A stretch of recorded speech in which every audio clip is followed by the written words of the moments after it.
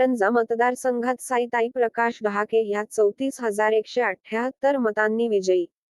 कारंजा, मानोरा मतदारसंघात नोव्हेंबर 20 रोजी झालेल्या विधानसभा निवडणुकीचा निकाल कारंजा येथील शेतकरी भवन येथे दुपार 3 पर्यंत प्राप्त माहिती निवडणूक निर्णय अधिकारी खलस देवरे यांनी एका पत्रकाद्वारे दिली.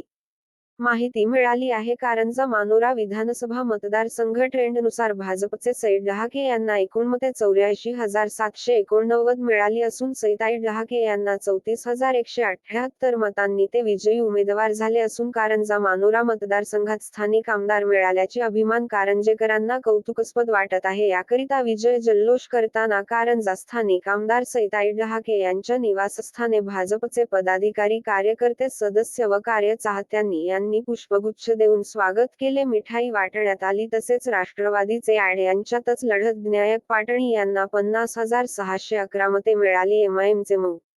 युसुफ पुंजानी यांना 30,859 मते मिळाली आणि वंचित आघाडीचे सुनील धाबेकर यांना 26,079 मते मिळाली. यांनी नाईक यांना 78,113 एकूण मिळाले असून या सर्वांमध्ये खडाजंगी लढत झाल्याची चर्चा आहे. कारंजाकरांचा उत्कृष्ट प्रतिसाद पाहायला मिळाला असून येणाऱ्या 23 नोव्हेंबरला दुपारी 3 वाजेपर्यंतच दरम्यान सर्व पक्षातील निकाल जाहीर. सर्व कारंजा मानोरा मतदारसंघात रात्री 12 वाजेपर्यंत फटाके फोडून दिवाळी जल्लोष उत्साहित. संपूर्ण कारंजासह भाजपमध्ये उत्साहात जल्लोष साजरा करण्यात आला. पाहूया या संदर्भात काही टिपलेले क्षण. पाहूया. कारंजा. अस्मिता न्यूज करिता जिग्नेश लोढायासह महेंद्र गुप्ता. मुख्य संपादक कारंजा लाड.